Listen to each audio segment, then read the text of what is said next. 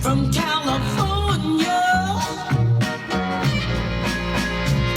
Checking in from the left coast where we take sound that combines sunshine with rhyme, move 'em around. Take it slow, watch the smoke we blow, bring California swing in the state. Welcome to the Double I Show. I'm R.W King, and with me as always, Sweet T. How's it going, T? Another COVID episode over here today. You know, I'm hunkered down over on my side of the world. You're on your side. So we're just going to go ahead and start talking about some of the things going on in our world. How about that? Let's get at it. That's what I'm talking about. But before we do that, again, as always, we want to say thanks to our peeps, you know, everybody listening to us. You know, it's a tough situation right now, T, and we want to apologize for our scheduling a little bit, but a lot of stuff going on in the world, and we're doing the best we can to sort of get some content out to you. So just bear with us, guys, you know, and we'll always do the best we can. We're trying, guys. We're trying. The thing that I wanted to make sure and everybody know too, right? I mean, things are starting to open up a little bit, T. You know, I mean, things are getting a little bit, I mean, at least there's a light at the end of the tunnel. I wasn't going to say they're getting back to normal because by no means they are, but I mean, there's a light at the end of the tunnel, right? Oh, there definitely is a light. You know, we mentioned this, you know, what, 2 or 3 shows ago when we were talking about it, saying that there is a light. We're seeing that light brighter and brighter each day, you know, and you see it in not only our state, but in other states as well. So, you know, we see that light. We hear it. We get to experience life a little bit better each day, I would say. I mean, I think, I don't know about that, but I think the hope's getting brighter every day that things are going to get back to normal. Because, right, I mean, the reality is there's things that are going on in our state and our local areas that are sort of getting fucked up when they open them up, right? We talked about the beaches a couple of weeks ago. They opened up the beaches and fucking they got flocked with people. Well, it's because everybody went batshit crazy. Yeah, because everybody's been locked up. It's going to be like that for anything. Yeah, because everyone's locked up. Well, okay, you're right about that. That was a couple weeks ago. Then everybody got spanked, right? And so they were not allowed for 1 week to go back on. They reclosed them, and then the week after, they opened it up again, and people were a little bit more calm about it. People were a little bit more civil. Things are kind of a little bit better when it comes to that, you know, and it's like a kid, right? You know, you let them out and they haven't been outside in a while. They go crazy, start screaming, yelling, maybe even running in the street, even though they're not even paying attention because they're just so happy to be out, you know, and I think that's kind of what happened. Everybody went crazy because everybody's been locked up. Right. So, but I understand why people would go that crazy, you know, what this weekend, hiking trails are starting to open up. I think that's a great thing. You're going to start seeing a lot more people out hiking, you know, so a little bit of normalcy, a little bit. And I'm hesitant like you to use that word normalcy. Yeah, no, but I guess my point is that just an example, right? On a normal day, and say these trails, so these walking trails are opening up again, and there's a couple hundred people go there a day usually to do their regular hiking. But now because people haven't been allowed to go, you're probably going to have 1,000 people there because all the people haven't been able to go. So instead of going on Monday or Tuesday or Wednesday or Thursday or Friday, they're all going to go the first day it's open. Oh, yeah. And you eradicate any thought of social distancing, of things like that, which are helping control this thing. And that's my point. And even the most educated people who understand it are throwing that aside. And I think at some point, society is going to have to do that, right? We can't live in fear the rest of our lives. And I was listening to somebody the other day, and it made complete sense. Okay, yeah, so they come up with a vaccine, right? They come up with a flu vaccine every fucking year. This is the same kind of shit. It's not going to work for everybody. Some people are still going to get it, bro. It's a flu. It's not a flu. So stop saying that. Stop. You're doing everybody a discredit. It's not a flu. It is a flu type of strain. It's a coronavirus. Stop that. It's a virus, but it's not a different kind. No, it's not. It's a flu type of strain. It is, dude. No. Yeah, and people like you are the ones that are causing all these problems. No, it's people like me that are listening to the scientists, and the scientists are saying it's not a flu. No, it's the people like you that are not realizing what it is. And the reality is at some point, we can't just sit in our homes. I'm not saying that, but I'm not saying it's the flu either. You know, I didn't say it was the flu. It's you a just said it. I flu-like got you on type. tape. It's a flu-like virus. It's the same type of virus. It's not the flu. It's an influenza type of thing. It attacks upper respiratory problems. It's a little bit influenza. It's a little bit more complicated. Much different. It's a little bit more complicated. Much different. Whatever, but it's not a disease like polio. No, it's not because a disease people like recover polio. from it, and some people don't even get symptoms from it. Correct. It's different in everybody. Correct. So it isn't like that, T. And at some point, they're just going to have to say, peel the fucking scab off and deal with it. Of course. Because they're going to make a vaccine that isn't going to work for everybody. That's the reality. Of course. So people are still going to get it. That's my whole point, comparing it to the flu. The flu vaccine comes out every year and millions of people get a flu vaccine. A certain percentage of those people still get the flu. Correct. I got it. I got the vaccine and I got the flu. It's the same thing. And that's my point, T. It doesn't matter really what we do. It's just going to suppress the number. That thing's not going to go away. No, it'll never go away. Exactly. So even if there's a vaccine, I don't understand the mentality of everyone's thought. I'm going to wait till there's a vaccine, then we can start opening up concerts and big events and things like that, because the reality is it's the same type of number as a flu vaccine. You're going to get the same kind of result. People are still going to get this thing and be fine through it. Correct. But there's going to be enough people that are not going to be fine through this. And here's the reason why I think they're doing that, as far as saying, look, we're not going to open up, let's say, to your example, concert venues. Think about this. We keep on this show, we always thank the first responders. We always thank the frontline workers. We always thank these people.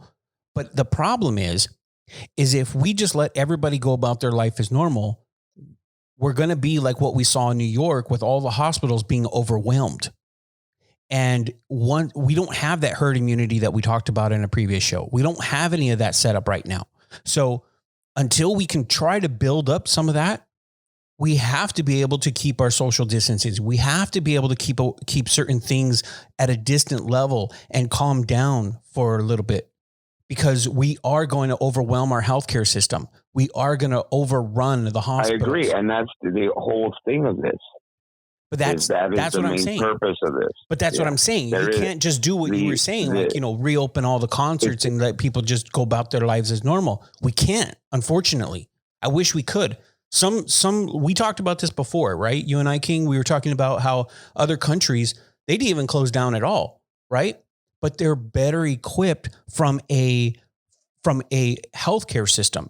They're better equipped to be able to deal with the people that are getting sick. Our healthcare system is not set up that way. We don't have that kind of infrastructure. Oh yeah, we like to claim that we're the best in the world at everything, but the fact and the reality is that we're not. And other countries do things better than we do, and they're better equipped to be able to handle that. I think one of the countries, all they did was, the only ones that they sheltered in place were the people with pre-existing conditions and the elderly. Everybody else went about their lives as normal. And a lot of people got sick, but it didn't overrun their healthcare system because they were better equipped to handle it. We unfortunately, are not. Right. And that's the whole thing we've been saying. So it's the same thing, but my point is, at some point we have to get past it, and we can't wait for a vaccine. I don't think so. I think if we wait for a vaccine, the repercussions on our economy and our working class people are going to be so great. It's going to be a devastating market. We're never going to be able to recover from in this country. Yes. I mean, because that's really right. Because that was the whole thought, right? I mean, in the beginning, oh, don't worry, there's a light at the end of the tunnel. They're saying we might have a vaccine by the end of the year. No, okay, yeah, and that was the big light. Everybody said, okay, great, man, we're going to be okay. Even myself. But then you start really looking at it. Vaccine, this type of virus is different for everybody. So the vaccine doesn't work for everybody. True. That's my comparison to the flu. The vaccine doesn't work for everybody. You can get the vaccine and still get the strain. Sometimes it's less, sometimes it's the same, sometimes it's worse. It depends on you. It depends on your makeup. So everyone's different and how much of that virus they absorbed. So, I mean, that's my whole point, D. Now, it's not going to stop, right? Now, here's the thing, King. I don't know if you heard this or you saw, but there's kids, both in New York and a couple here in California, that have been exposed to coronavirus, have already had it, and now are showing signs of a mutation or some kind of weird strand that's doing other things in their body now. And I don't know if you've heard about that. That was kind of crazy, you know, and that's what they're kind of worrying about now is round 2, right? We already know that this thing is mutated a little bit, right? We talked about this before, but now there's round 2 and it's showing different signs now in these young kids. And I think it's not just upper respiratory, but it's also heart, and they're breaking out in these weird rashes. And so it's showing way different things. And that's another concern, you know, but I get it. I understand what you're saying. You would hope it'd be a concern, and you would hope they would start thinking forward. Well, yeah. Because at this point, this is the problem that we have. We were in a reactive mode, not a proactive mode. We knew this was coming.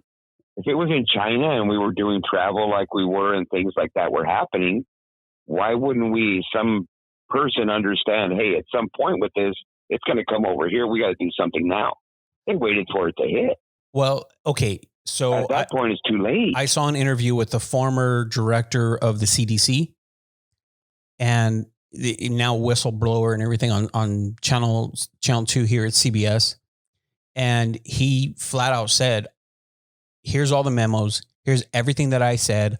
I was raising my hands back in December, telling them that this is going to be a problem. We gotta stock up. We gotta get ready. We gotta gear up for this.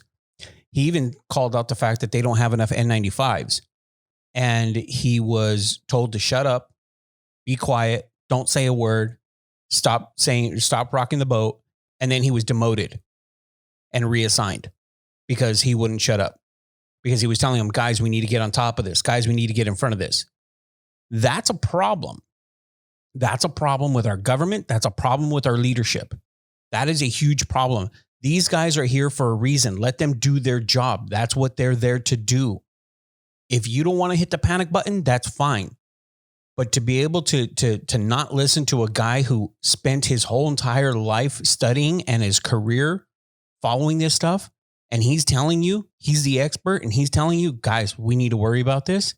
That's a problem if they're not listening to him. And this kind of it absolutely is, but unfortunately, it's been like that forever. Oh no, I agree. But this kind of leads us back, or leads me back at least to. Do you remember when we did that episode about dumbing down of America? That's exactly what this is. You know, it's like people don't want to listen to those who have the knowledge, who are more intelligent in that field, in that situation. They think they know better than everybody. And that's the problem.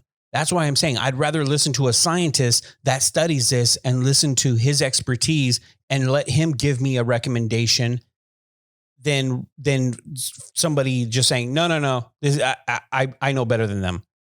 F that. No, hell no. I want to listen to the guy who studied this.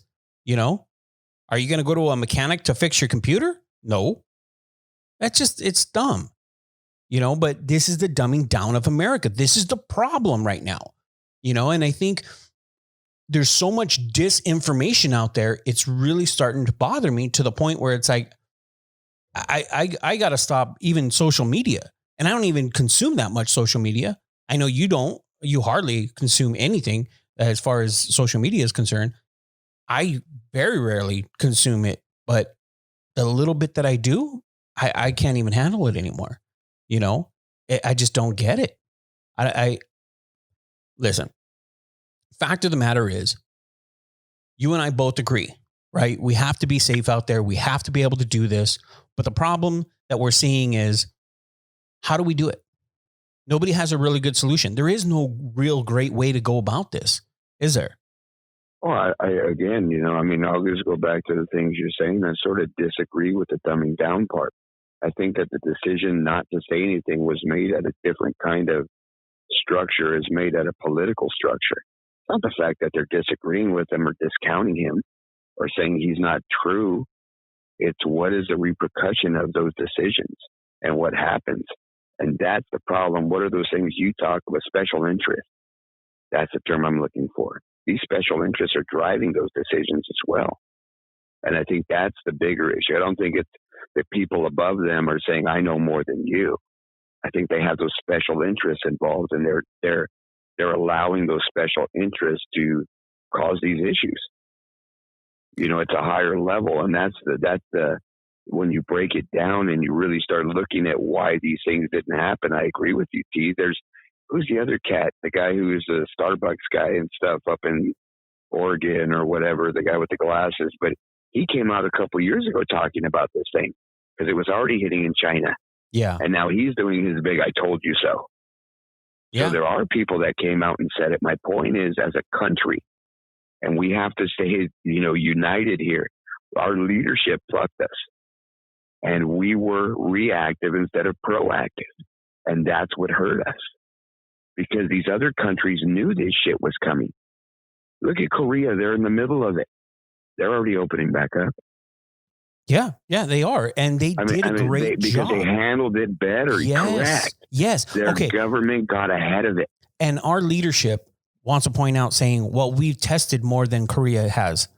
We've done more. They're calling us, asking us, how did you test so much? Bullshit. It's not how many tests you do. It's the per capita tests, right? We have a bigger population than Korea. Of course. To me, I don't think the test is the deal. It's the control. I agree with that. The control and the understanding of the population. No, I fully agree with that. But what I'm saying is that they're using that as the baseline, as their example, right? And the issue that I take with that is because they're showing, we did 7 million tests. Okay, big deal. South Korea did 4.5 million.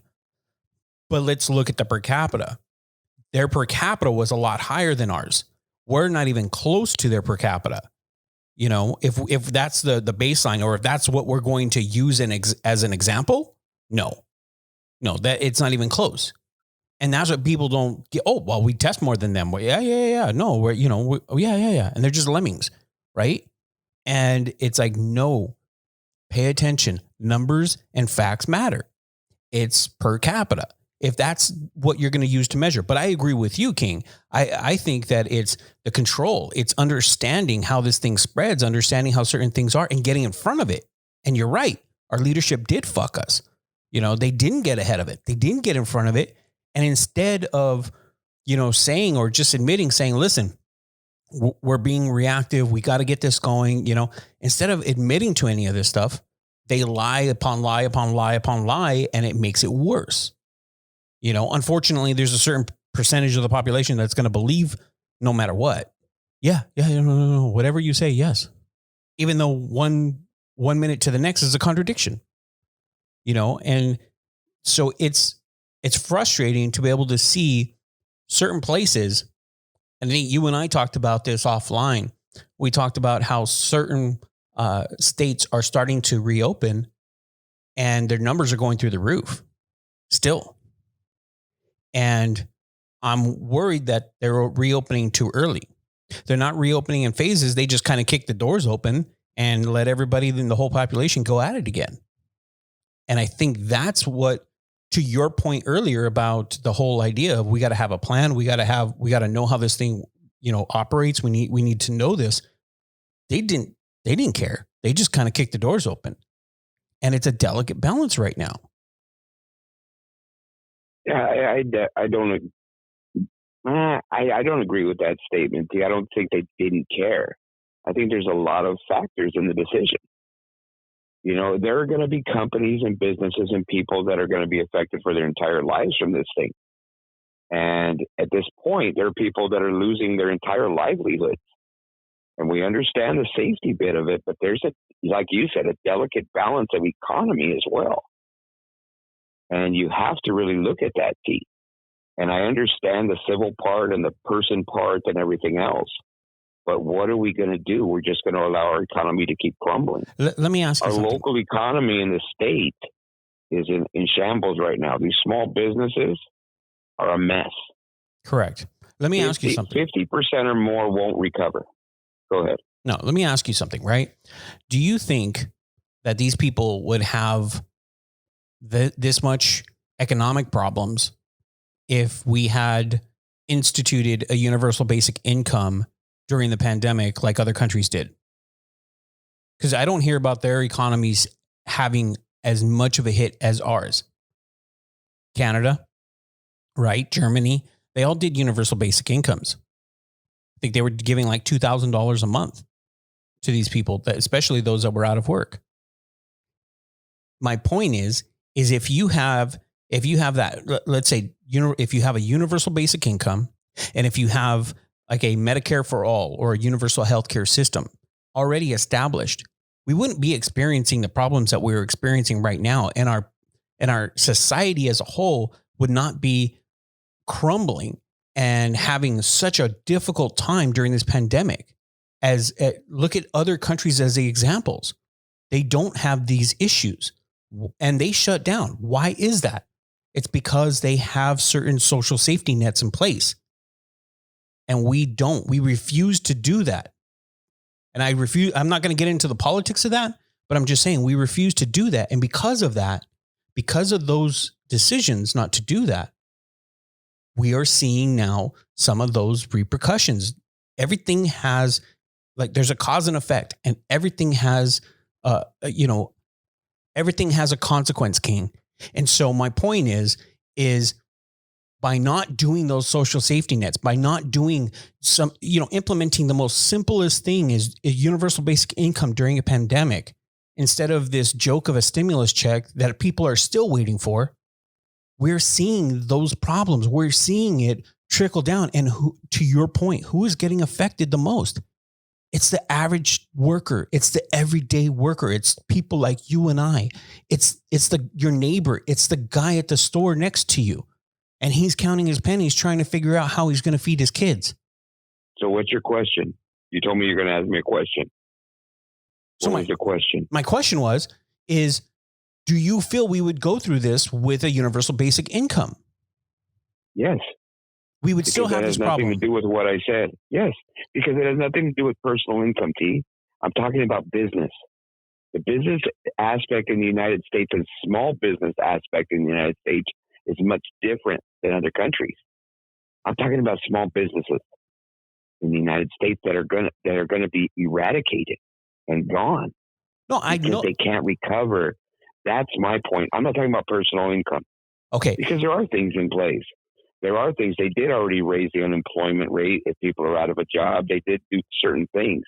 My point was, when I'm talking about our economy, because you look at the base of the economy, T, all those small businesses help our economy by employing people, by moving the money through the neighborhood, keeping it in their infrastructure, allowing it to stay within that certain area.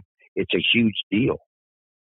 That's why when you see these companies or these small towns, when these Walmarts used to come in and wipe out these towns and all the small businesses would be eradicated, it killed the town. True. And to me, that's sort of my thought here. I'm not talking about the personal person. That's a whole different story. But I think there are things in place that are still protecting them. You know, whether they get an amount of money or don't get an amount of money, the government has stepped up already by not allowing any power or water to get shut off during these times, by not allowing your insurances to lapse, internet for the kids so they can continue to have their educations won't get shut off. You know, you spoke about programs implementing the internet into homes that don't have it. So because they know probably come school time, no one's going to be comfortable sending their kid into a class with 30 or 40 people. You know what I mean? Not yet. Right. So the government is doing stuff. They've doubled the unemployment. You know what people are getting at least on unemployment. I know it's not a lot, but it's helping. I think it was an extra $600. Right. So it went from 3 something to 900 and something, which right. is maybe like yeah, it was a substantial. Right. So they are doing things, but yeah, you're right. It's not that income base that's just getting sent out to everybody. But my point was, it's just the small business aspect in the United States is very different. And I just use that analogy and just sort of think of it that way. What happened to these small towns when these big corporations had to come in to sort of supply them with things? Because the small places either couldn't do it or the other group came in to make that money. It sort of killed the town. Even the town sort of dissolved. Right. And people moved away in a lot of these towns. No, you're right about that. You're right. And that's more what I'm talking about. See, that part of the economy, those millions and millions of people whose maybe their families have been running these small businesses for hundreds of years or 50 years, 60 years, and they won't be able to survive this. You know, that's the bigger shame to me, you know? No, I agree with that. I kind of want to put a little bit of a positive spin on that, because I think you're absolutely right about the small businesses and how they can recover from this. And some, unfortunately, are not going to. But what I've seen and what's been very promising are these small private owned companies, these small businesses that have actually adapted very quickly. They may not have done, I'll tell you right now, driving around my town, right? There's a bunch of little small mom and pop type restaurants, right? And I'll tell you that most of them, at least half of them, were never on any kind of food delivery service. And now they're all on it. And it's forcing them to adapt to what the current situation is, but also kind of where we've been going anyway. They may have been hesitant. Nah, I don't need that. I don't, I'm fine. I don't need, how many places do you know that still does no credit or debit cards? It's all cash, right? That you go into, that's a small mom and pop place. There's still those around.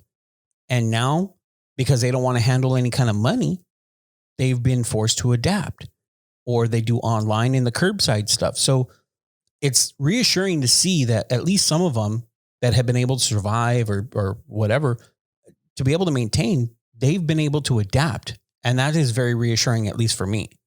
I don't know about you, but I think that's a great sight to see. I think for me, like on your side of the town, in your area is pretty new. Everything built there is pretty new. Let's think about, and we'll just use an area where we grew up near East LA. Yeah. Which is very old and very different, and still even a throwback a little bit with the way the small businesses operate over there. And these family-run businesses where, unfortunately, yeah, you're right, maybe the people don't have the business savvy that these newer folks do, and these resources are utilizing the resources that people that open businesses in the last 5 years do. They don't utilize those resources, but they've been making a living for their families and their families' families for 30, 40 years at that little spot. What about those folks? And those are the communities I'm talking about. And you're right, T. The communities where you're at, they're going to survive. They're new. And all those people that are in those business situations there are getting resources from their banks and from, other resources and fundings and things like that, because they've already, to get in there, they've had to have those discussions with banks and things like that so they understand it. In those other smaller areas and the areas we're talking about, or say even the not as forward areas, let's just use that term, it's going to be difficult for them to survive. And that's really the point I'm talking about, because in Los Angeles, there's a lot more of those than out in the suburbs or even out in the Inland Empire. And only because of how old Los Angeles is. And that's where it started. Everything grew out from there. True. Right. True. So there's so many of those communities that still have a corner market, that's still inside of a neighborhood. You can walk 3 doors down and there's a little market right there on the corner. Right. You know what I mean? Those are those neighborhoods that are going to get affected. I'm not talking about those corner markets. I'm just talking about the way the businesses operate in those communities. No, I get it. Yeah, you're right. And unfortunately, that's a tremendous number of communities in the area where we grew up and where I live. Okay, now and that's what I feel is going to be more affected, and that's my concern. Something you just said kind of triggered something, in this little noodle of mine, was I haven't heard anybody talking about this small group of people, but in LA, you mentioned East LA and these small little mom and pop type places, but what about the little outdoor food vendors? How is that going to affect them? Do you think people are going to go back to normal and want to buy from a food cart? That type of thing. I mean, what does that mean to them? They fought so long just to get legal. I think that still works. I still think that works because there's still trucks. And because even by my work hasn't shut down. Right. I'm 2 blocks away from the city of LA. I work in a city called Vernon, which is borders right on LA. I'm 2 blocks from the city of LA. Right. So they still have lunch trucks and things like that. And they're booming because a lot of them had to stop because they changed the rules. Like they can't congregate around the lunch truck anymore. You have to sort of, keep the people away. If they want something, they can't go grab it. You have to get it for them, the driver or the person that works there. Everything that comes out of the truck now has to be covered or wrapped. Nothing can be just served on a plate like they used to do. Yeah. You know what I mean? So there are some rules they put in since this, but I mean, even in my area, which is a different area, they have a thing on Friday nights at one of the local bars here where they just have like a big cookout in their driveway. And there's a lot of heads in there, man, getting food. So I don't think it's going to affect those folks that much. It's these businesses that have been shut down for 6 weeks. A barber who's been in business because his dad used to cut hair and his grandpa used to cut hair there. And they got a 2-chair barber shop. Did they survive? Probably not. Probably not. Hopefully. Those are staples of the community. Oh, yeah. And those are the things that I think that's the bigger loss in all this that we're not looking at. And we have to realize at some point that, like you said, that delicate balance is between their livelihood and being safe. And it's tough. How do you tell these people no? Right. And there's no we can't. Exactly. There's no formula. That's my point. Yeah. Well, I think that it's even more delicate in the Los Angeles area just for the reasons I just stated. And I think at that point, they have to realize, when these things open up and when these things happen, all these communities are going to get flooded. These little small mom and pop shops. There's going to be no social distancing in these shops. They're too small. They're too small. Yeah. You got 3 or 4 people in there. Forget the social distancing. They're just small shops. So it's going to be difficult for them to do those things. So I don't know how this is going to work for them. I've been struggling with the whole social distancing in not just small businesses, right? But also the large ones. How are you going to do that? The grocery stores are kind of already ahead of the game, right? Because they've been forced to kind of figure this out as they go. But now if you start reopening these large box stores too, how are they going to adopt what the grocery stores are doing? Are they going to look at everything that they've done and try to do the same and mirror the same for their business, or take a hybrid version of it? You know what I mean? Can I ask a question to you, T? Yeah. And I'm just asking a question. How do you think the store is controlling social distancing? I don't think they're doing it very well, but they're trying. I can again, I think that's really what they're going to ask of companies. Just what you said. Yeah, that's the key. They may not do it well, but give it an effort. Yes, exactly. Make an effort. And that's it, because they can't at all points, right? Correct. I walked through the store the other day. I came within 6 feet of 10 people. Exactly. They're not even at their local, and I'll just give them a pub, the local Ralph's by my house. They're not even controlling how the flow is going in now. They open both doors. It's not like it was, in the first couple of weeks where there was a line. So they've already you can only have so many people. Already for a couple of weeks. Yeah.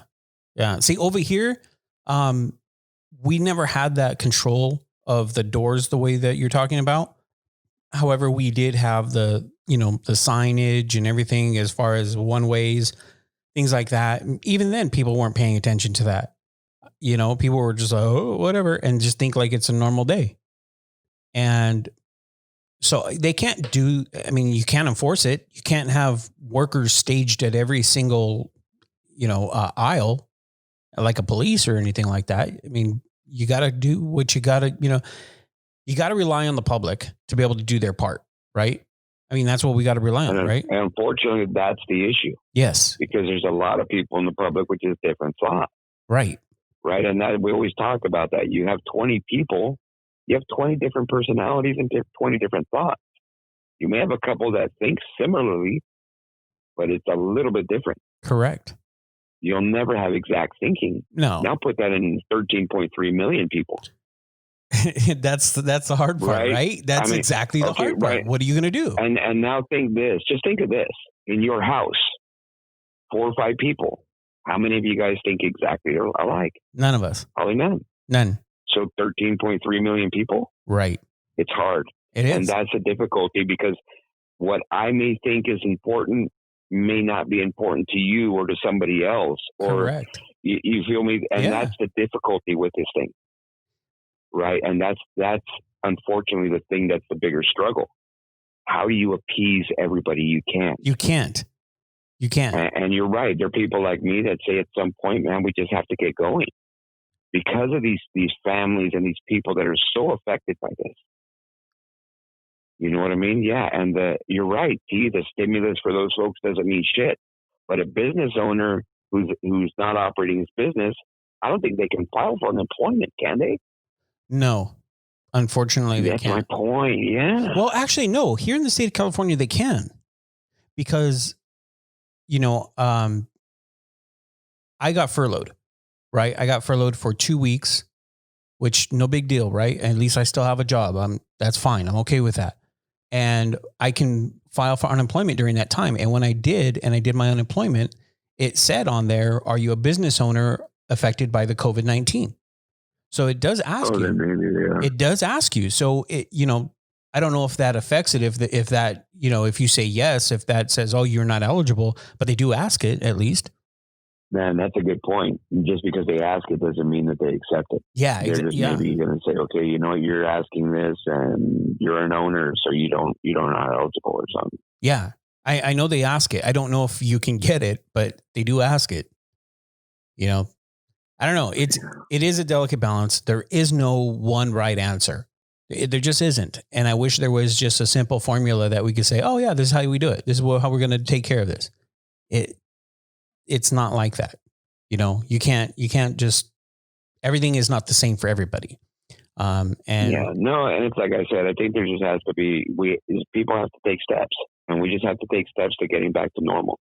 We do. And you're right. It's just like 9/11. Things are going to change going forward for the rest of our lives. But let's start getting that point across and start making those steps. Not just sit here afraid to open anything up. Because we're going to have to open it up at some point. Correct. Right? We do. Yeah, we absolutely do. And that's the thing. We can't change our entire way of living. And I understand this thing's bad. But yeah, you're right. Okay, let's talk about concerts a little bit. So, we talked about my boy Frenchie. I've been texting him a little bit. Yeah. How's he doing? I asked him, how's it going with him? It's tough. I bet. Frenchie's the man. He's got a lot of side gigs and things he can do. He's like a master craftsman. So he can build a house, basically. So He's got a lot of people that want his services, but he didn't have time. He was always working. So he's okay. He's doing okay. But there are other folks in this industry that are going to be screwed for a year or more. Wow. Because no one's going to book any concerts till next year at least now. Right? I mean, we're talking the other day, T, about Oregon just passed a thing, no large events until September. And I'm sure in August or something, they'll probably extend that more if there's still issues. Right. Now, okay. And then you're going to have to define large event and those things too, So let's think this through though, right? Who's to say you couldn't have a concert at a large venue, right? Let's say for us, let's say the Staples Center, right? Big band, big group. Who's to say that they couldn't do that? Theater production, everything, the lights, the audio, everything, but it's all virtual. It's all online. Nobody in the stands, just like what we're talking how sports, if sports were to come back with no fans in the stand, same thing, but people buy virtual concert tickets and they get a login through one of the video platforms and they watch online. I mean, that sustains the economy, that sustains everybody. Plus those people like Frenchie, you know, with the audio and the video and visual and all that type of stuff, the lighting and everything, that kind of industry can still survive. Could it not? I don't think so. And think of it this way, T, right? So if you sit in the front row, does your ticket cost the same as the guy on the top seat in a concert? Oh, no. Right. So when you do a virtual thing, everyone's going to get the same seat. Their money comes from the door revenue. Well, okay. Their money comes from the door revenue. So that's why you got to get creative, right? So you do, if you want special access to video backstage, you know, pre-band warm-up stuff, things like that, you pay a premium. And I'm sure at some point, someone's going to do that. But think of it right now. And think about it in the mode of what was the norm and what we're asking people to spend their money on. There's not going to be that many. And even if you do, is someone really going to spend $100 to watch it on TV or to stream it? I think the hardcore fans would. The just casual fan would not. Yeah. The casual fan would. Right. Yeah. Right. And remember, a lot of these things too, just because of the venue, are corporate events. So a lot of these boxes and stuff that are rented in these venues, that money goes to the performer, a big hunk of it. Yeah. Because and that's not going to be there. Yeah. Yeah, no, I'm just trying to think of creative solutions to be able to. And I'm sure there is. You're right, there is. But I just don't think you're going to be able to satisfy the payrolls of the performers, of the roadies, of the people setting up all the things. So it's expensive. Oh, it is. No doubt. And have a margin where it's worth doing. True. And promoters take that because they're going to have to basically put the money up first. Well, okay. They have to secure all these gigs and all the people to run it and set it up and pay them. Yeah. Whether they get online stuff or not. True. You can't just sit there and throw it out if you're a big company and say, okay, we're thinking about having it, buy some tickets, and if we sell this many, we'll put it on. They can't do it like that. Right. That event has to happen, and someone has to take that chance. Well, and they're going to have to put that money out. Think of it too, right? Think of it this way, King. How many times in your life have you taken somebody, whether first date, second date, or something like that, to a concert? Right? How many times is that going to happen now? It's going to hurt that. It's going to hurt the whole economy from a dating scene. The single people feed into the economy a lot just from dates, restaurants, concerts, movies, all that type of thing. Yeah, we were talking about that in the last show. I mean, the single people, even now, like we talked about, what do they do? Okay, reverse it. What's going on with all the bar economies right now? Yeah. This is why the government lifted the rule. Now you can sell takeout liquor. Yeah. Because they need them to stay afloat, T. You can't have everything crumble. That is a huge thing to allow people to buy mixed drinks out of a restaurant. They can go right in the parking lot and consume that shit. Right. So there's a much higher risk of a lot of things that for decades they don't want here, but they allow it in a couple of weeks. That's how delicate the economy is. They know that, right? They're not even concerned at all about how these restaurants are even selling, and we'll give, some of these restaurants are selling unprepared food. Oh, yeah, they turn into little little grocery stores. Correct. We're going to sell our products raw if you want to store them for a couple of days and heat them up at your leisure. You know what I mean? And cook them at your leisure. Well, I mean, some of them are just doing flat out grocery store type things. They're selling just raw rice and just, different things, milk, things like that, things that are hard to get at a grocery store that they have access to from, let's say, a Restaurant Depot, because they can get it from them directly. And Restaurant Depot, they have an abundance of that stuff and it's not open to the public. So these restaurants are turning into grocery stores. Yeah, I haven't seen any of those or heard of that, but I'm sure maybe it's happening somewhere. Yeah. Oh, it is. For sure it is. I've seen it a lot. Where?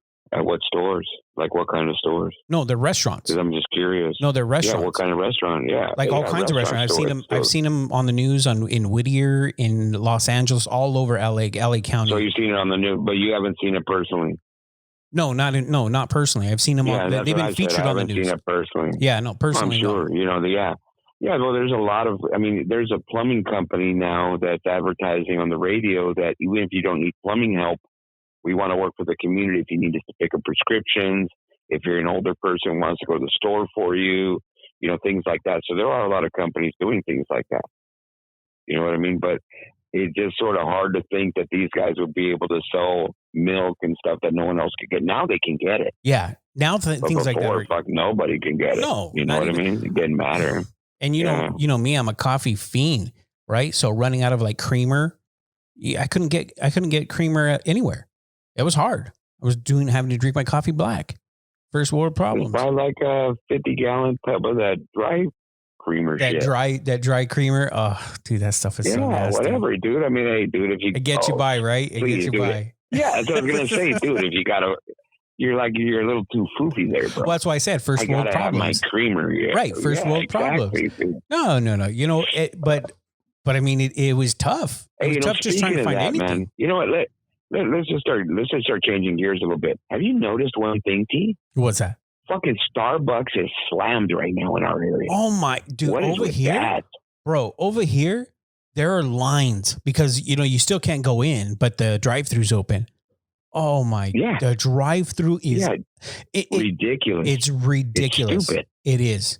It reminds me. They are killing it right now in this time. Do you agree with that? Oh, I agree. Does it seem like their business is better?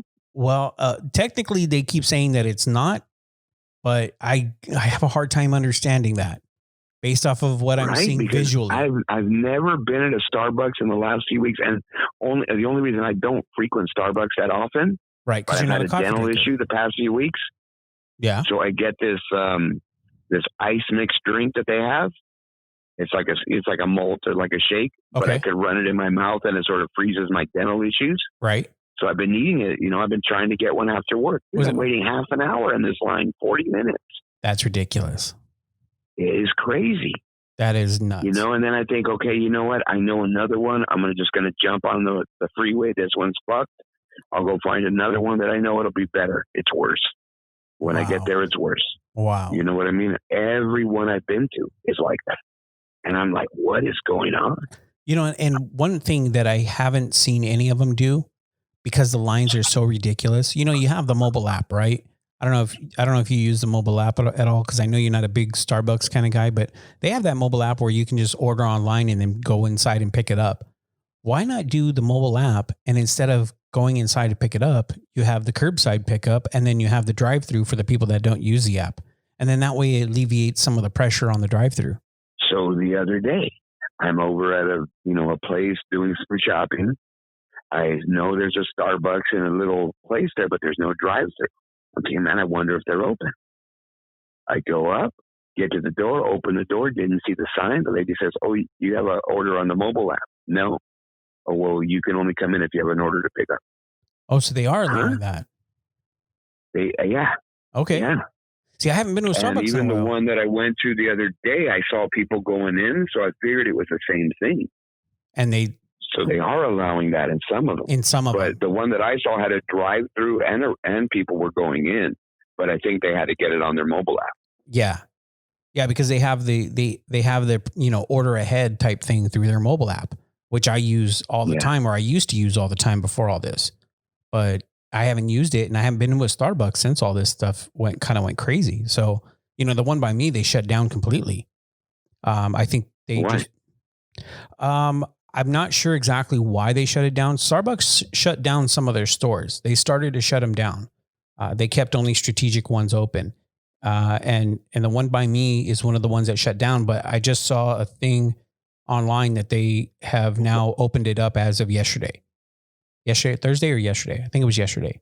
And so, yeah, it's open now. So when this thing started, they shut down a number of their stores. Yeah. Yeah. Oh, then that explains it. I didn't know that. Yeah. That makes sense, T. Yeah. Right? I mean, if you cut even 20%, those other 20% of people that used to go to this one are going to other ones. They're going to flood the other ones. Yeah, absolutely. And now that there's no foot traffic allowed, the drive-through is just going to be even crazy. It makes sense now. I didn't know that. That's what it is, though. But I mean, it's still ridiculous. Like, you and I are kind of the same way in the sense that we're not going to sit there for too long and just wait just for something very simple like that. You know what I mean? remember when Krispy Kreme came to California? The line was what, 2-3 hours in your car for a drive-through? That's crazy. I would never wait that much in line for a donut. It's a donut. Sorry, guys. I don't care how good it is. I'm just not going to do that. But a lot of people do. Yeah, no, you're right. And it's sort of their, I guess, like their night out. You know what I mean? It's their event. Let's go hang out at Krispy Kreme's for a couple hours. Well, let's put it into a little bit into perspective, King. I mean, think about it this way too, right? Everybody has been locked up and, shelter at home and all that. And for a lot of people, they just want to get back to some level of normalcy, right? We know that normal is not the new normal and all that type of stuff. We've already argued that semantic, but think about it this way. For some people, this is therapeutic because now it's a little bit of how things were for them that they can go to a place like a Starbucks. So, I mean, it's kind of like that would be for everybody, that sense of comfort. What do you think, King? I think that I don't think so until it opens up because what's the comfort of people who would go out to these places? They would go out and hang out there. Not everybody, but right? I mean, there were, yeah. No. I'm not even saying Starbucks, T. Okay. Just in general. If you're going to go somewhere, you want to go hang out for a while. So I think that there's a little bit of that there. They want to get out and do things. But what we were talking about was just the fad of something. We weren't talking about this time in it. There's people now that are taking drives and going everywhere. I had a buddy of mine, because there's something going on in the ocean right now. T, you heard about that blue algae shit? Yeah, the luminous. The luminous, correct. So he wanted to take his kids out the other night to see the luminous. So he lives in Orange County, went to Newport Beach, couldn't get a parking. There were so many people out on the beach. Yeah. Looking at this thing. So he just started driving. He went down to Laguna. Everything was blocked off. He couldn't get through Laguna. So he kept driving down to Dana Point. It's a weekday. He got there at 10:30 with his kids. Didn't even start going home until about 11:30. It's just something to do. People are restless. I agree. They just want something to do, and it's sort of therapeutic to get out of your house. Yeah, that's kind of what I was getting at. It's more so than what we were talking about with the Krispy Kreme fat thing. It's more like right now, like you said, it's just a thing about they have to get out. People are social creatures. We're normally social creatures. Unless you're an introvert. So we want to get it. Right, exactly. And there aren't many of those. Right? So the majority of people are social. I mean, look at on the weekends, all the marketplaces, all the things full of people bustling, you know what I mean? Just people out having, lunches and smoothies and drinks and window shopping in the malls and all this shit. We're social. I think it's hard for these people. And yeah, you're right that there is some therapy there because you got to just do something or they go crazy. Right. Especially folks. I mean, like me, I can deal with it a little bit better. It would be much better for me if there was some kind of sport on I could watch. I would have no issue. But because there isn't, I'm feeling that stir crazy. But what about people who aren't into those things or can't watch sporting events all day? They don't have that in them like I do. And they get out every weekend, and that's the normal. They're not around their place all weekend. Imagine them. Right? People who just constantly are. Correct. And that's, I think, where that therapy and that therapeutic is even more important for them. Because now it's a sense of almost keeping your insanity or your sanity. Right? And not going insane, right? Yeah, exactly. Because, it'll drive you crazy. Thinking about it. I don't know. I think we have more at our fingertips to keep us entertained nowadays, too, as opposed to if this would have happened, let's say, even in the 50s, in the 40s. If it was going to happen, at least be grateful that you're in this era with this kind of technology, right? Well, yes and no. Internet, would we really feel it if we didn't know it was there? Maybe not. Yeah, you're right, because you don't know what you don't. You don't miss what you don't know. Monopoly players, bro. Oh hell yeah! I'd be prime checker player right now, dog. We've been playing. You know what I'm saying? Yeah, right? We've been playing a lot of chess here at my house. That's what I'm saying. Yeah, we're playing tons of chess. My son, my brother-in-law, myself, we've been playing a lot of chess. So, you're right though. You're right.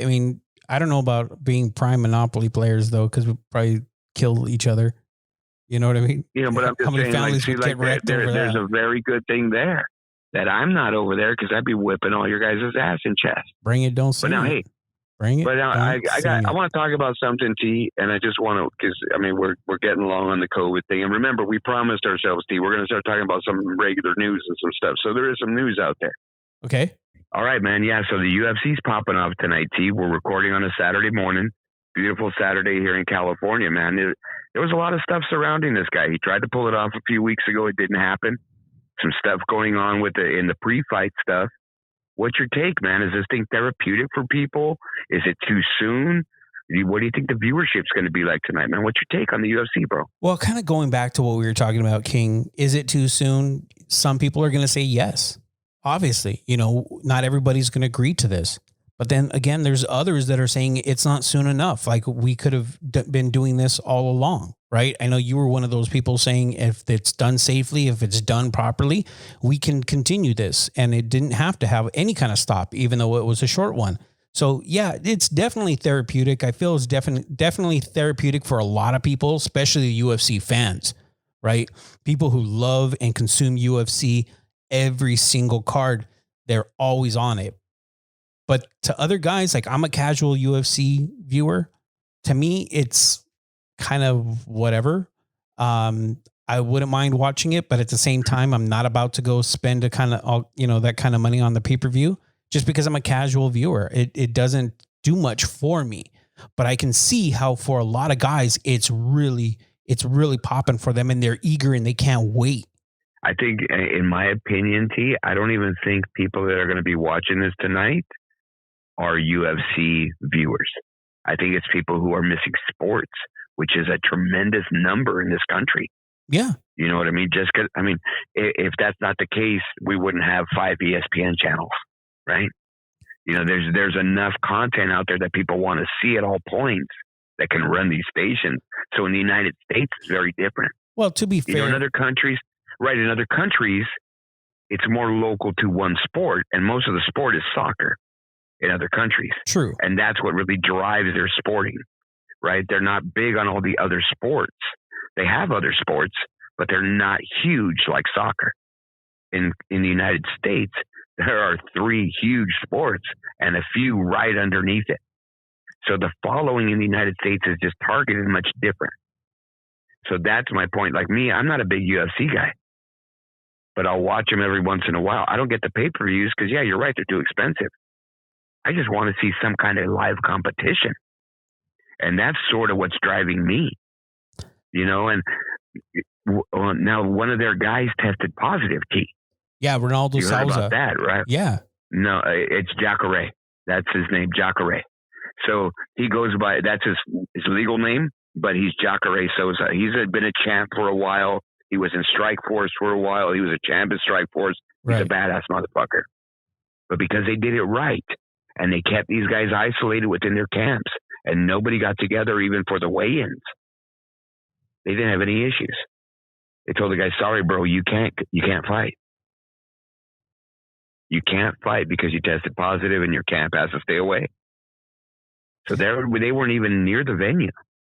No, I mean, that's good. I mean, they're doing it. If they're going to do it smart, right? Correct. And he was going to do it that way before. It was just like we talked about, the pressure from his other investors or right. You know what I mean? He couldn't do it just for the public look. It's the optics. Exactly.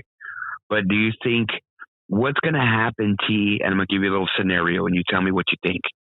They pull this thing off. Everything goes great. And one of the people that was fighting or one of the referees, okay, let's just say the referee, right? That's what they call referee, right?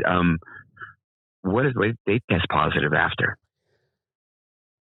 That's going to be tough. And now everybody, right? Yeah.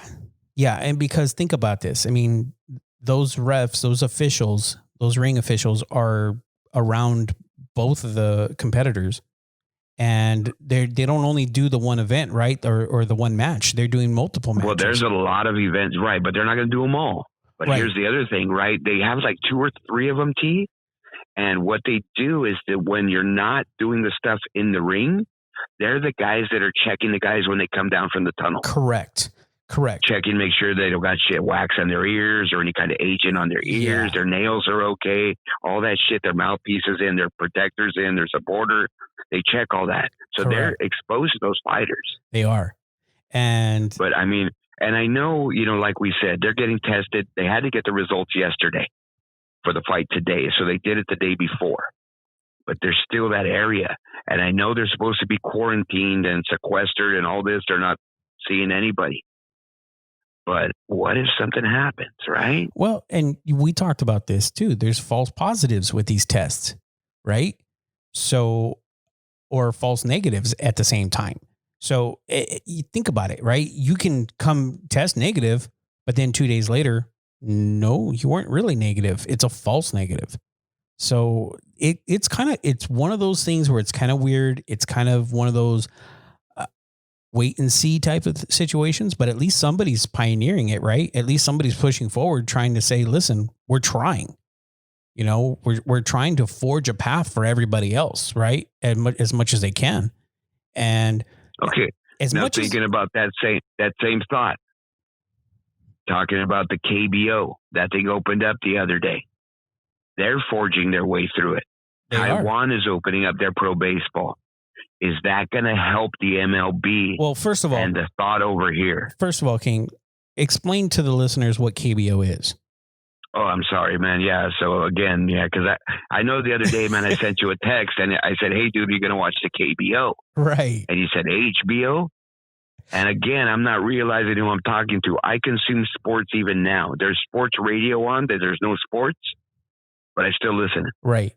So once this thing came out, and they announced last week that the Korean baseball organization was going to start their season and run their season as normal without fans. ESPN got crazy to get some coverage, and they tried to work out a deal with them. And in the 12th hour the day before their first opening day, they worked out a deal with them. And the first game was aired on a Thursday night, 10 p.m., because it's in Korea time. So the Korean baseball organization has worked with ESPN to get that viewership here, and the numbers are ridiculous. So the Korean baseball organization has said, we have enough safeguards in place. We feel our guys are safe enough. I love how they have the fans in the stadium, though. That's awesome how they did the fans. Okay, so now you're saying that, but the reality is in one of the games I was watching the other day, they have the cheerleaders there. They have cheerleaders with masks on. No, I'm talking about the fans. I'm talking about the fans that are painted. They're just pictures, and they put these like tarps across the seats, and it looks like they have fans in the seats. Oh, I didn't see that. The game that I watched, they had empty seats.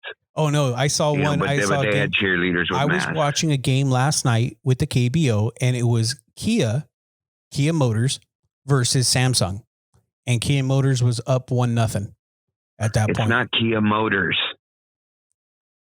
Who is it then? That's the sponsor, but it's not Kia. It's Kia something, but they don't claim the name Kia Motors, just like Samsung, right? So it's like there's a Doosan team, so it's Kia Lions or the Kia something, right? Not Kia Motors. Well, it's Kia Motors though against Samsung. Let's be honest. Right. Well, okay, but there's no word motors in right. There. No, it's not Kia. Motors, but it's Kia. I say Motors so people, will recognize what we're talking about. But yeah, it was Kia versus fucking Samsung. Korea. I know. Okay. Well, but you've been to Korea. You know what I mean? Not a lot of people have or understand that Kia is a Korean company.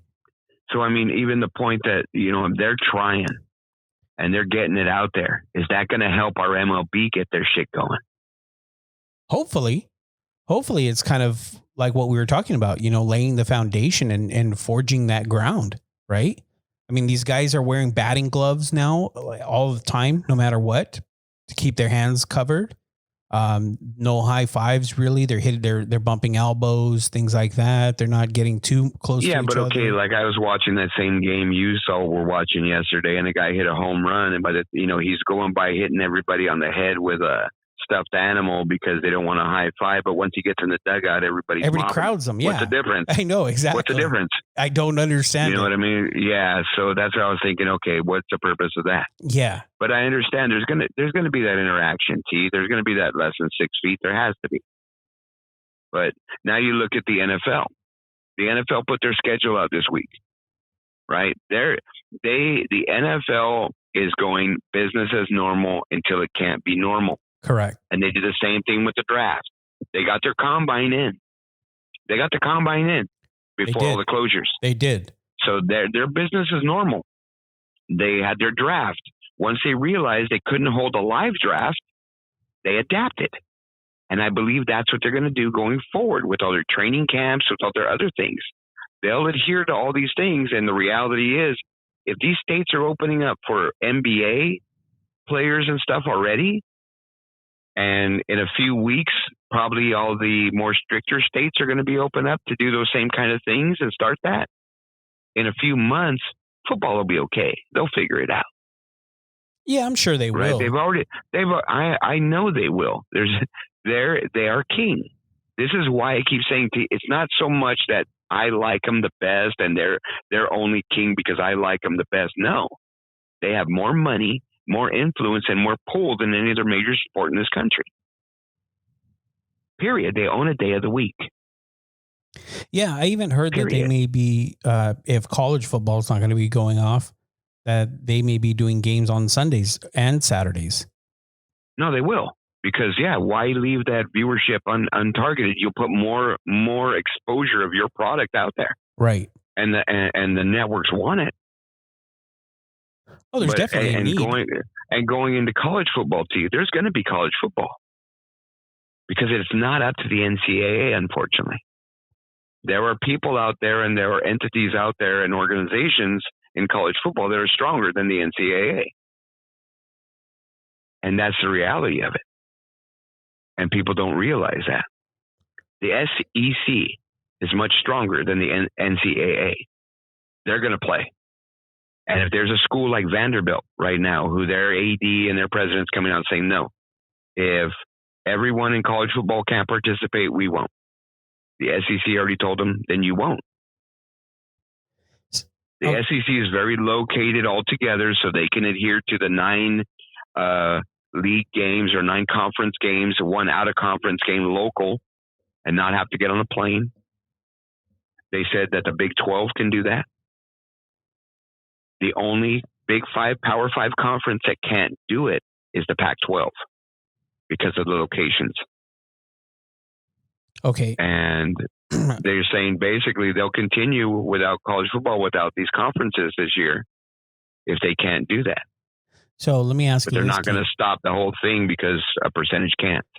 So I heard a lot of what you said, right? Prior to you saying this, I heard that too. But one college kind of comes to mind, right? That's kind of left in the dark when it comes to a lot of this, only because they're independent, and that's Notre Dame. They're a top college or top football college, and now they're left wondering what's going to happen with their schedule because look, they play teams like USC, they play all these big name teams, and they don't have a conference. They're independent. So what happens to them? Unfortunately, T, for me, I understand what happens to them, but it shouldn't really matter because they're not in the same boat as, say, a South Carolina or a North Carolina, who basically need these funds to get everything else in their school going. Notre Dame's a private school and probably one of the most expensive schools in the country. Right. And they have money. And not running their football program or not running their sports for a year is not really going to affect them like it would other programs in other schools. No, true. It's not the end of the world for them financially. So I don't, for them, I'm not a fan. So it's not like I'm worried about them.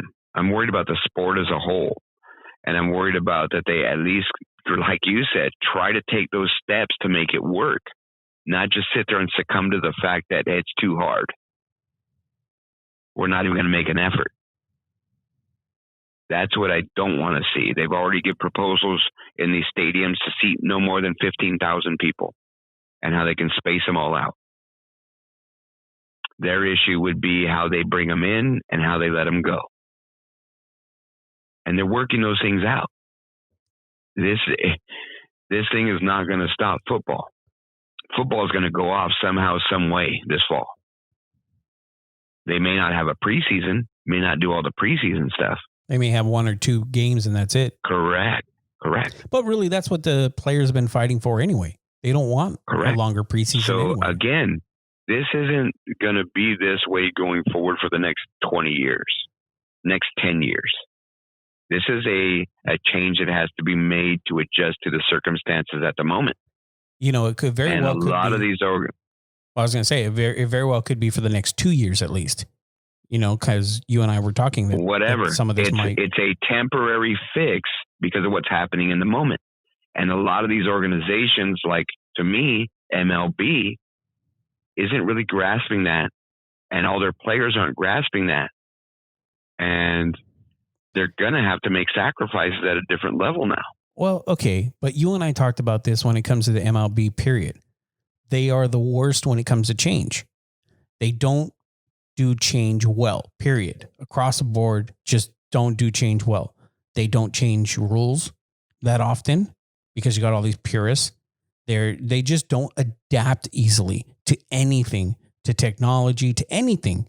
So to your point, that's exactly what we're seeing right now with the players, because the players are kind of tuned into the fact that that's how MLB has always ran, and they don't want to. So we have that voice. We can say that. Yeah, they're not gonna fucking push us. Yeah. No, I agree. And that's sort of why I've always told you that baseball is just so dead. They can't adapt. They're dinosaurs. Yes. And that's why it sucks so bad. It's a great sport. They're killing it. They are. They are killing it. That mentality is killing it. And yeah, absolutely.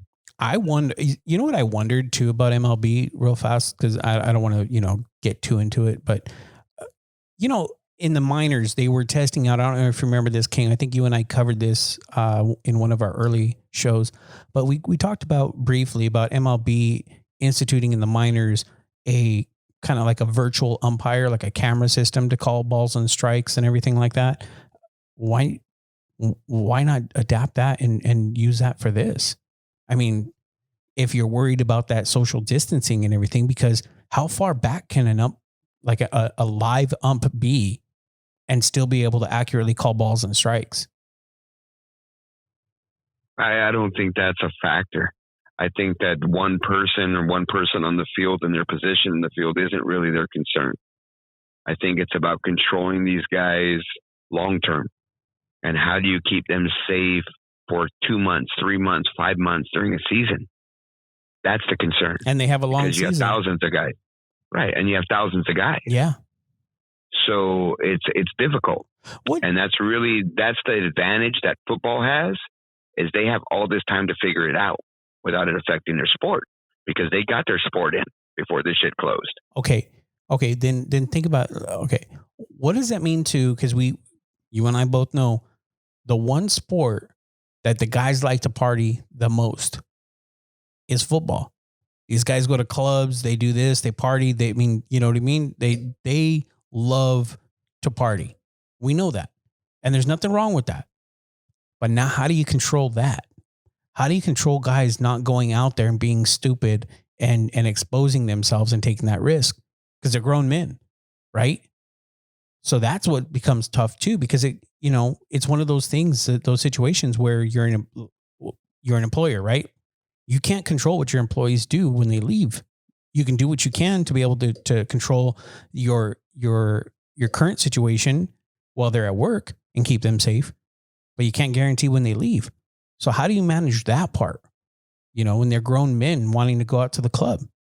Yeah, I'm not necessarily going to say that NFL guys party more than MLB guys or NBA guys, because they all do it. They all got money. But that's the whole point that I mentioned. How do you control those guys for a certain amount of time during the season?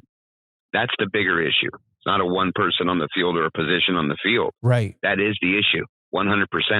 How do you control that? And that's what they're going to have to deal with. You know what I mean? And there is no answer, because there probably is no way to do it. Is you know what I mean? There is no way to assure that everyone's going to do all the things you need them to do, because some guys just don't care. But does that become let's say we're talking about the NFL, so we'll stay with the NFL as the examples. The NFL Players Association. If the NFL tries to institute anything like that to control that, right, and to kind of start saying, no, you can't do this, you can't do that, and start limiting guys on what they can and can't do in their free time, does that become now an NFL Players Association issue? Do they file? Do the players file grievances? I mean, it's a slippery slope when you think about it, right? No, there is no slippery slope, T. They can't tell them that you have to do things a certain way. You can't tell them, you know what, hey, you're going to come over here and we don't want you doing this. They can suggest it very strongly. And it's really, the bottom line is it's up to that person. They're not going to get arrested. They're not going to get kicked out of their league if they don't abide by those rules. True. But they may get some kind of reprimand or some kind of something else. But the reality is it's still up to that person, right? So it's like we talked about MLB. They want to sequester them in certain areas. We're highly suggesting to you not to leave these areas. But they can't do shit if they do. And that's the problem, right? So the unions aren't going to have any say in that, because they're trying to make the product work. The last thing I want to touch on sports, because this show's just running long, T, is I heard a comment the other day, and I want you to make a comment on it. Major League Baseball, right? So the owners have come back and said, okay, guys, we're going to start the season, but we want you guys to take a pay cut because we're probably going to do it without fans in the stadium. And there was a very prominent guy came out and he made a post on his Twitter when that proposal came from the union. And he said, look, I am voting for no cut in pay because we don't get extra raise when we go to these towns and they sell out. What do you think about that? I agree 100% with that. Right. I agree with that. It's a good way to think of it business wise. Absolutely. Right. Absolutely. Because it doesn't matter. There's 5,000 people or 50,000 people. To them, it didn't matter at the time. But now you're saying because there's going to be nobody, you got to take a cut. Right. And that's wrong. Right. And if you think about it from a wealth perspective, yes. Okay. Granted, the players are wealthy compared to the average person. We get that. But if you look at the ownership can take a little bit of a hit. The organization can afford to be able to take a little bit of a hit. Half of that they can write off anyway. They're going to write it off because they're going to find these corporate loopholes. So it's not going to affect the team unless you have some kind of, what they call the poor owner, one of the owners that aren't as rich as the billionaires that own the rest of the teams. But I mean, really, that is an excellent point and an excellent way to be able to frame that. Is you're not asking these guys, or these guys are not asking for more money if they're in a sellout situation, or if they're, if they make it, and do other things, extra things, that's to take a pay cut. No, they have a contract. Baseball teams, it doesn't even matter. Baseball, all sports teams want the player to honor the contract. And what do they always say? All we're asking for you to do is honor the contract. And if a player isn't happy with the contract long-term and they try to sit out, they try to make him the bad guy. Well, how is this any different? If a player is asking the organization to honor the contract that he signed, then they should honor the contract. Don't you think? No, I agree. So that's going to wrap up our sports bit. There's a lot of stuff going on, T, and we just, like we said, we want to try to get back to normal. So even our next show, let's just, less and less about what's going on with this COVID thing. And there's, a lot of news. One thing that we didn't even talk about, man, you heard about Earl Thomas? Oh my God. Yes, of course I heard about Earl Thomas. Who hasn't? Okay, now, right. So you're right. So probably there's some folks out there. Something came up the other day on the news that this guy was being held at gunpoint at his home. To his and head. The police were right. Well, okay, T, relax. I said at gunpoint. Let me get into the story, man. Sorry, go for it. He was being held at gunpoint. When they went over there and they realized what was happening, all this stuff came out. His old lady had a gun to his head. Yep. And what came out is she found out he was cheating on her. Yep. Now think about it, T. And I made this comment. 6 weeks, these guys are pretty much sequestered in their house with their old ladies. You make the comment about these guys going out partying, doing things, going to other towns, millionaires, got 20 kids from 20 mamas. Oh, yeah. I'm sure there's a lot of domestic stuff going on right now that we haven't heard about, T. And only one or two things get out. And that's usually how it is. And unfortunately, T, even not even just saying the NFL guys or guys in those spotlights, but even regular people, I'm sure anxieties are heightened right now and things are heightened right now just because of all the stresses. Yeah. Remember, man, guys, if you're listening, you guys got to control that in your house. All right. You can't allow these things to get out of control because it's not going to stop soon. You have to make it work and you have to make sure everybody's calm. That's the job of the guy who's at the head of the house. Don't feed into it. Get to a point where everyone's hating everybody and it gets physical in your house. Because there's no win there, guys. You got to talk through it. You got to be able to work through it. You know, yeah, you're going to get heated in the moment. We all do. But you got to be able to calm yourself down. You got to be able to talk through it. And you got to keep that level. You just do. To your point, King, it's not going to go away. You know, what are we going to do? You're sheltered at home and you guys are right next to each other. Just like you said earlier, King, you know, how many of you have the same opinion or anything in your household? None of us. None of us have the same opinion. So it's easy for us to get under our nerves, you know, under each other's skin. It's so super easy to be able to do that. But you got to find ways. Absolutely. I mean, talking to you on the phone gets under my skin. So yeah, dude. Talking to you right now gets on mine. That's okay. That's no, under, not on yours, dude. Don't see you're getting kinky on me again, dog. All right, don't start. There's public people listening right now, all right? Bring it, don't sing it. That doesn't even make sense in this situation, dude. That sort of makes me feel worse about what I was telling That's why I said it. Oh my gosh. All right, man. Well, I think that's going to close us up a little bit, T. Again, everybody just stay safe. We want to say thanks to our first responders. Thanks to the people out there. And you know what, T? I want to dedicate this show to some people. Yeah, go for it. Can we do that? Yeah, go for it. Let's dedicate this show to all the essential workers, man. We did first responders the other day. We did healthcare workers. Let's do essential workers only, man. Those guys have been out there doing this. People working in the communities, people serving our food, people going out there. They got anxiety too, man. Oh, hell yeah. I'm thinking. And they're pushing through it. Yeah, look at the grocery store workers, the truckers that are trucking everything so that we have things in stock. I mean, there are so many the cleaning crews anywhere that you're at that are cleaning constantly. When you go out to the essential places that are still open to be able to keep you safe, that is the unsung heroes right there to me, because I agree, man. They're on that front line. I just want to. Again, we got to say thanks to all of them. Thank you so much. And again, to first responders, to our municipalities, or the people working in the cities, all those things. We appreciate all you're doing. But again, this show's going out to the essential workers. I think, T, we're going to go ahead and wrap it up. We had a lot going on today. You know, a lot of stuff happening. I know that we're going to drop a little bit of a special show, too, right behind this one. And folks, give it a listen, man. We got a really special interview with a guy who's really making a difference and trying to do some good in this world. And it hits home a lot. It really does. I think that you guys, it'll be worth the investment of the 40 minutes or whatever you guys invest in that time.